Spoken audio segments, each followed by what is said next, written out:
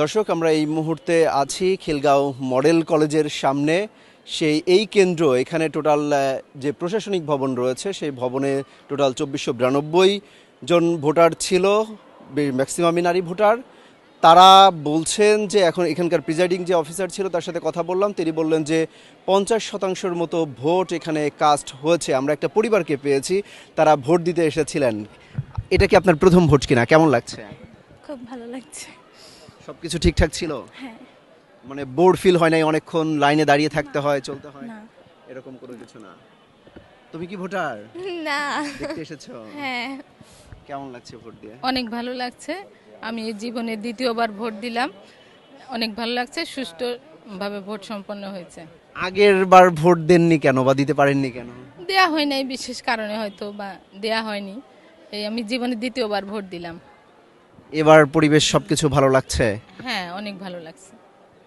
ঠিক আছে, অসংখ্য ধন্যবাদ। দর্শক, আমরা কথা বলছিলাম একটা পরিবারের সাথে। তারা ফ্যামিলি থেকে 3 জন এসেছেন, 2 জন ভোটার, তারা ভোট দিয়ে গেছেন। এবারের পরিবেশটা খুবই সুন্দর লাগছে তারা বলেছেন।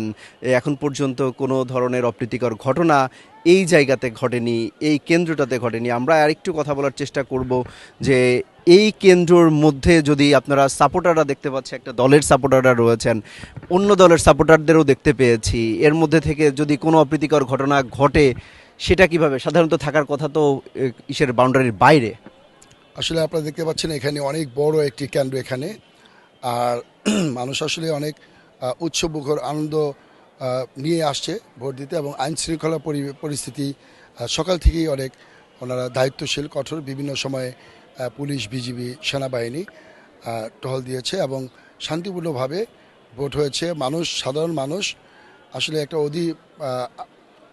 একটা অনেক দিন, বহুদিনের আশা ছিল যে নিজের একটি ভোট প্রয়োগ করবে। সেই দিনটি আজকে আমার মনে হয় যে মানুষ যেভাবে স্বতঃস্ফূর্তভাবে এসছে এবং নিজের ভোটটি দিয়েছে, সবাই একটি ভালো সুন্দর মন নিয়ে এসছে এবং নিজের ভোটটি প্রয়োগ করতে পারছে নির্বিঘ্নে। অসংখ্য অসংখ্য ধন্যবাদ। দর্শক, শুনছিলেন এখানকার যারা রাজনৈতিক নেতাকর্মীরা রয়েছেন, তারাও বলছেন যে সৌহার্দ্যপূর্ণ পরিবেশ বজায় রেখে এখানে ভোট গ্রহণ চলছে এবং আর মাত্র 40 মিনিটের মতো ভোট গ্রহণ বাকি আছে। এই সময়টুকু নির্বিঘ্নে যাবে এবং পরবর্তীতে ভোট গণনা হবে। আমরা যতদূর জেনেছি যে আনুষ্ঠানিকভাবে ভোটের ফলাফল আসতে আগামীকাল সকাল থেকে আসতে শুরু করবে। তার আগে এই কেন্দ্রগুলোতে গণনা শেষ হবে। প্রিজাইডিং অফিসার তিনি সব পোলিং এজেন্টদের সামনে সেই ভোটগুলো গণনা করবেন। একই সাথে গণভোট হচ্ছে, সেই ভোট গণনা শেষ করার পরে এই কেন্দ্রগুলোতেই কিন্তু টাঙিয়ে দেবে কোন প্রার্থীর পক্ষে কত ভোট পড়ল। দর্শক, খিলগাঁও মডেল কলেজ থেকে এই ছিল সবশেষ পরিস্থিতি।